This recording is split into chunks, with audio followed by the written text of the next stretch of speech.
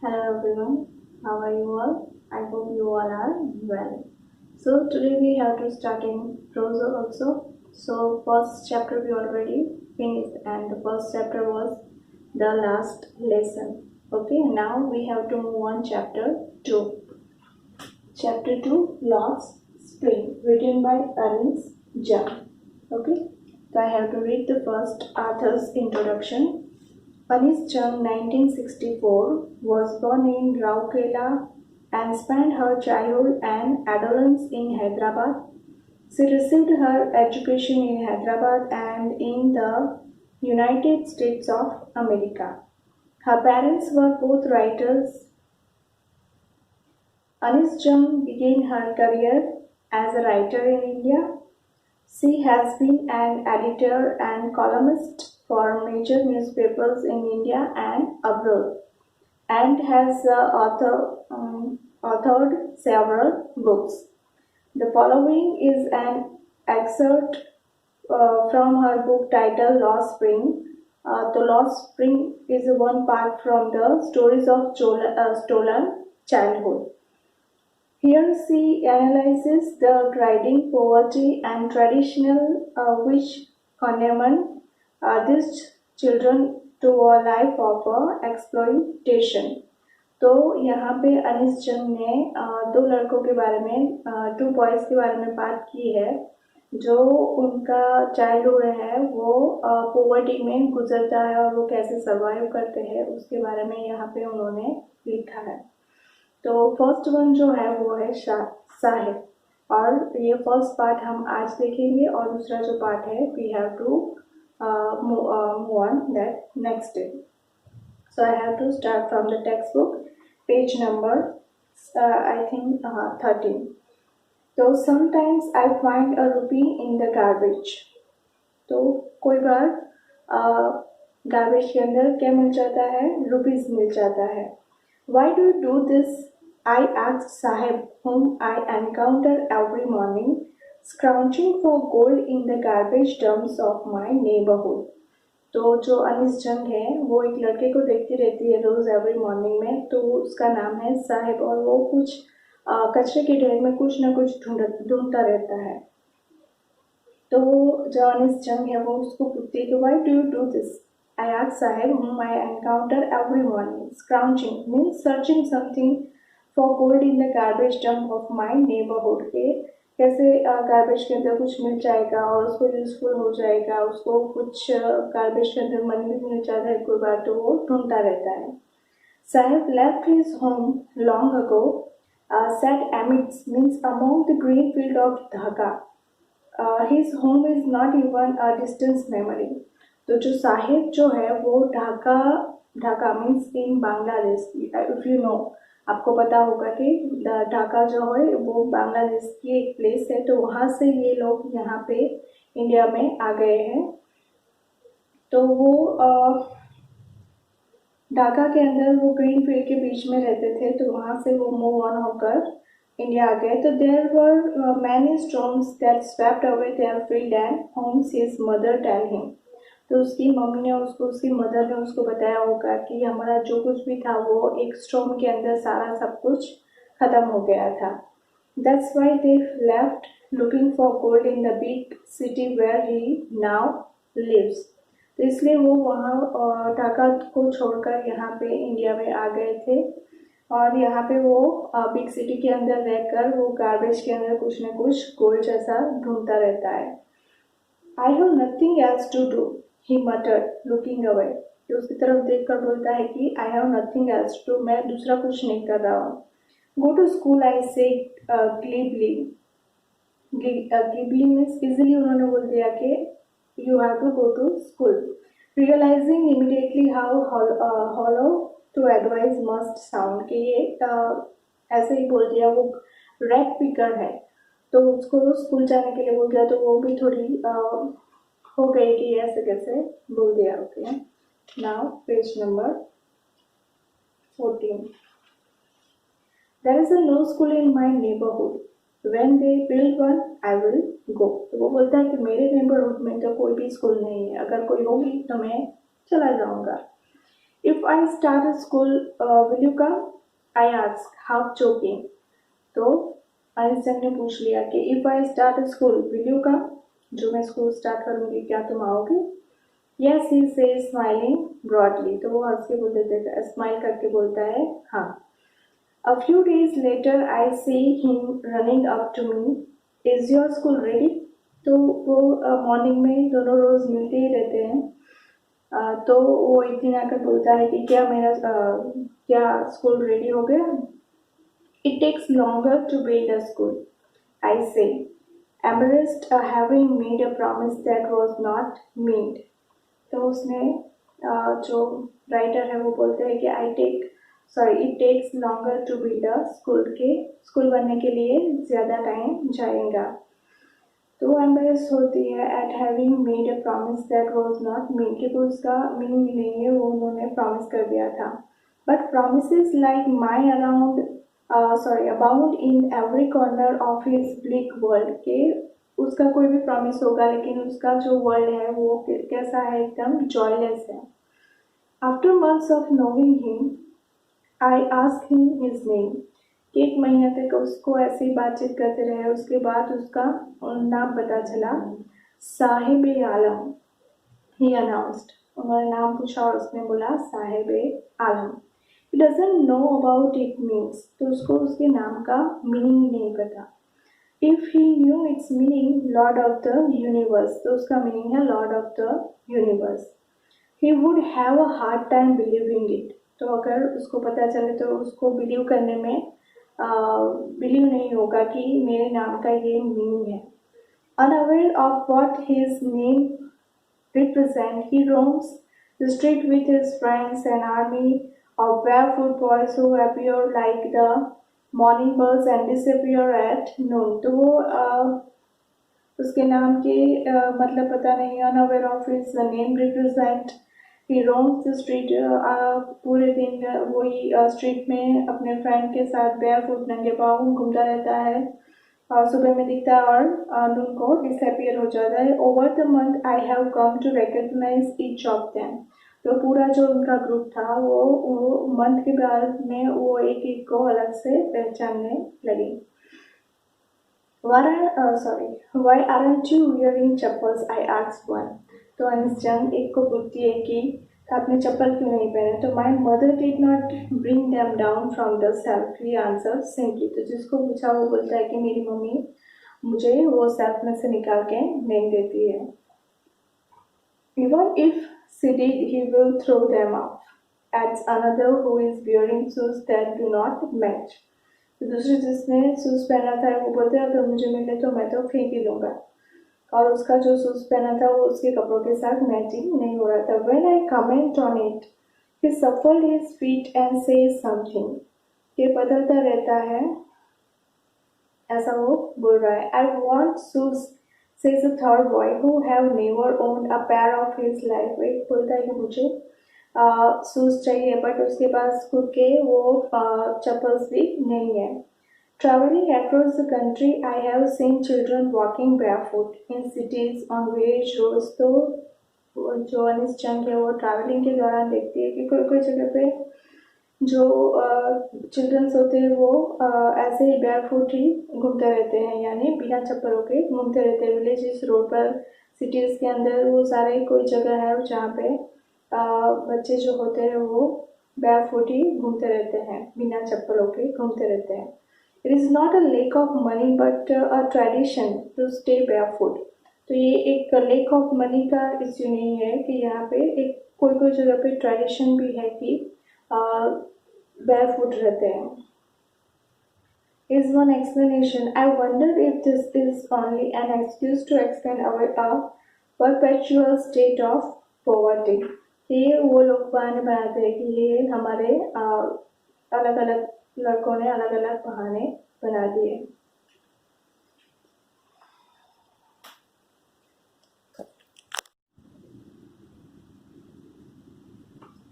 Now यहाँ पे वो एक स्टोरी बताती है जो उन्होंने पहले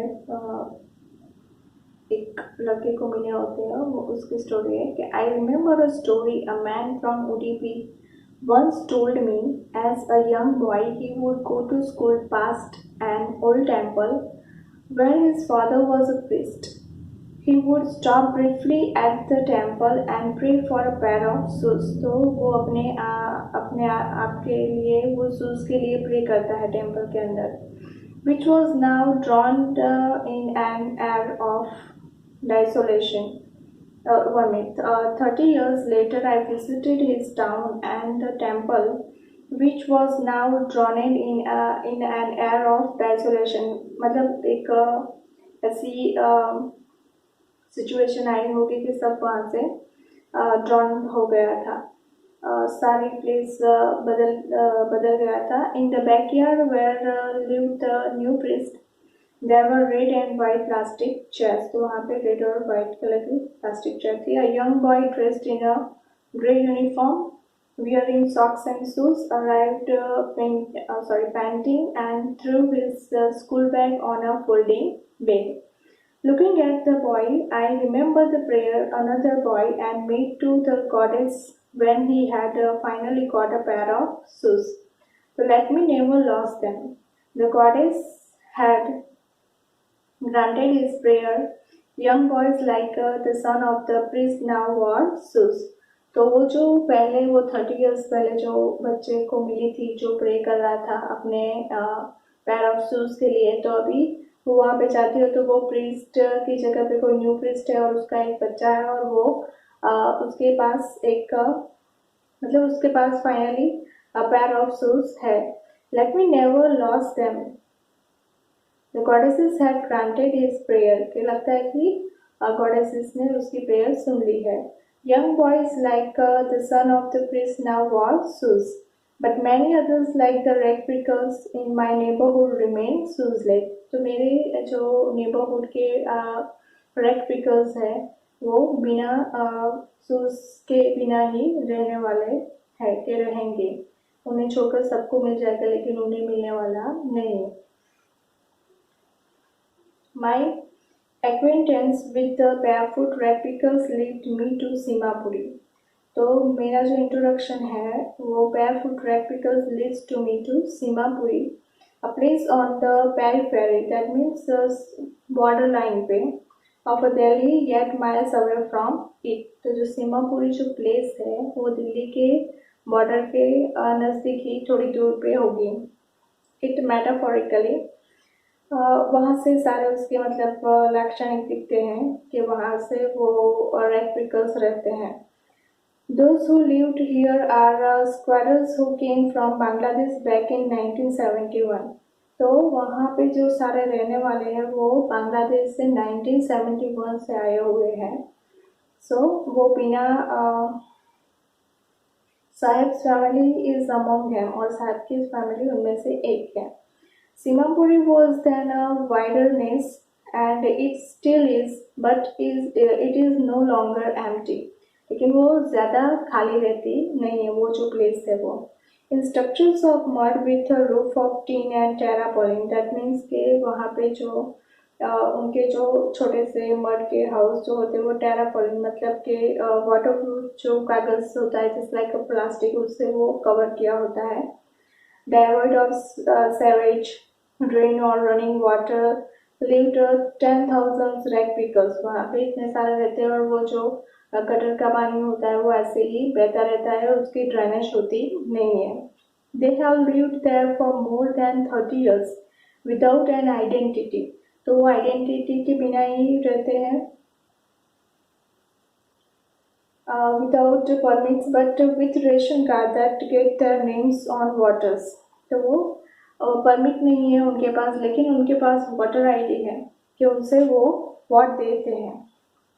रेशन कार्ड है और वो वोटर आईडी में उनका नाम है.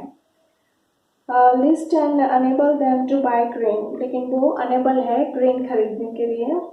Food is more important for survival than an identity. Identity से ज़्यादा तो उन्हें फूड की ज़रूरत है.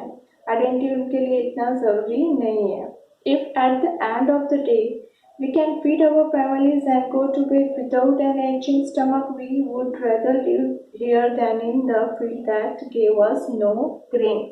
ये कोई फील ग्रेनी नहीं देंगे, उससे अच्छा तो यहाँ पे रहकर जो कुछ मिले उससे हम चला सकते हैं। से group of woman in a tattle saris, मतलब फटी हुई साड़ी पहनी है और ये सब ये बोलते हैं। When I asked them why they left their beautiful land of green field and rivers, so wherever they find food, they pitch their tents and become tent home. तो वो बोलते हैं कि जहाँ हमको खाने का और वो जगह मतलब मिल जाती है कि यहाँ से हमको प्रोवाइड हो सकता है, तो वो वहाँ पे अपना ट्रांसिस्ट होम लगा के रहते हैं। Children grow up in them becoming partners in survival, और उनके जो बच्चे होते हैं वो उनके सर्वाइवल बनते हैं। And survival in Seemapuri means rag picking, और सर्वाइव करना दैट मीन्स जो सीमापुरी में रहते हैं वो एक ही काम करते हैं और वो है रैग पिकिंग यानी कचरा उठाना। Through the years it has acquired the proportions of a fine art. Garbage to them is gold. Garbage उनके लिए एक गोल्ड जैसा है। It is their daily bread, a roof over their heads, and even if it is a leaking roof, but for a child, it is even more. तो उनके लिए एक ही काम है, वो है रेग पिकिंग करना, और वही उनके लिए फूड है, सब कुछ उसमें से ही उनको मिलता है, और वो एक ही काम करते हैं, रेग पिकिंग करना। It sometimes find a rupee, even a 10 rupee note. Sahib says his eyes lighting up, कि वो बोलता है कि कोई बार हमको गार्बेज के अंदर 10 रुपीज़ 5 रुपीज़ के नोट भी मिल जाते हैं।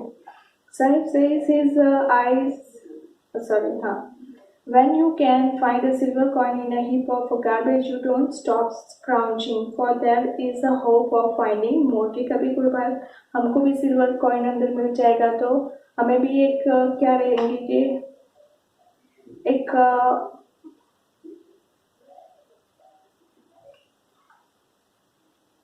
आपको एक आशा बन जाएगी कि हमें भी कुछ ना कुछ अंदर से मिल जाएगा। तो वैसा उनको भी होप है कि गार्बेज के अंदर हमको कुछ कोई दिन ऐसा भी मिल जाए। It seems that for children, garbage has a meaning different from what it means to their parents. For the children, it is wrapped in wonder. For the elders, it is a means of survival. उनका एक ही है survive करने के लिए रेग picking, और वो करते रहते हैं। One winter morning, I see Sahib standing by the furnace gate of the neighborhood club, watching two young men dressed in white playing tennis. उसने देखा कि क्लब के बाहर उसके जो नेबरहुड के प्लेस जगह पे है, तो दो यंग मैन वाइट ड्रेस के अंदर टेनिस प्ले कर रहे हैं क्लब के अंदर, तो वो देख रहा है बाहर से। I like the game. He hums, content to watch it standing behind the fence. तो वहाँ से फेंस में से देखता रहता है। Go inside when no one is around. कि कोई आजू बाजू नहीं रहता है तो मैं अंदर जाता हूँ। He admits the gatekeeper lets me use the swing, और gatekeeper तब मुझे swing करने देता है। Sahib too is wearing tennis shoes that look strange over his discolored shirt and shorts. तो साहिब एक दिन टेनिस शूज पहने हुए देखने को मिलता है, और उसका जो डिसऑर्डर शर्ट और शॉर्ट के साथ वो मैच नहीं करता है। Someone gave them that they are discarded shoes of some rich boy who prepared refused to wear them because of a hole in one of them. कि किसी ने रिच बॉय ने निकाल दिए होंगे कि उसमें वो पैर शूज में से कोई एक में होल हो गया होगा, तो वो पहनने से रिफ्यूज किया होगा, तो वो उसको मिल जाते हैं। For one who has walked barefoot, even shoes with a hole in a dream come true. कि जो बिना चप्पलों के घूमता रहता है तो उसको तो ये होल वाला शूज भी मिल जाएगा, तो उसके लिए तो एक ड्रीम काम ट्रू है। But the game he is watching so intently is out of his reach. लेकिन वो जो गेम देख रहा है वो उसके रीच से बहुत ज़्यादा दूर है कि वो कभी ऐसा कर नहीं पाएगा। This morning Sahib is on his way to the milk booth. In his hand is a steel canister. तो एक मॉर्निंग पे देखा कि साहब मिल्क बूथ पे था और in his hand is a steel canister, उसके हाथ में एक स्टील कैनिस्टर है। I now work in a tea stall down the road, he says pointing in the distance। वो डिस्टेंस पे रहता है और वो राइटर को बताता है कि वो अभी एक टी स्टॉल पे काम करता है। Does he like the job? Sorry mummy, I am paid 800 rupees and all my meals। Does he like the job? I ask, कि मैंने पूछा कि तुझे ये पसंद है। His face I see has lost the carefree look, कि उसका जो बिना केयर किया वाला जो लुक है वो अभी नहीं है। The steel canister seems heavier than the plastic bag he would carry so lightly। तो अभी उसके हाथ में जो रैक पिकिंग का जो बैग है वो नहीं है, उसके अलावा उसके पास जो टी कैनिस्टर है वो उससे ज़्यादा हैवियर है। The bag was his, the canister belongs to the man who owned the tea shop। साहब is no longer his own master। तो अभी टी स्टॉल का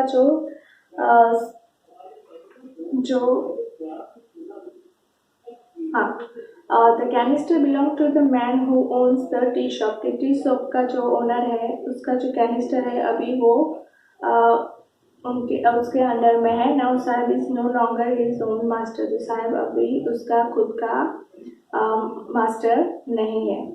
सो यहाँ पे साहब की स्टोरी खत्म होती है। So here is we have to finish this first part of this lost thing। Now next one we have to continue in a next video। Thank you।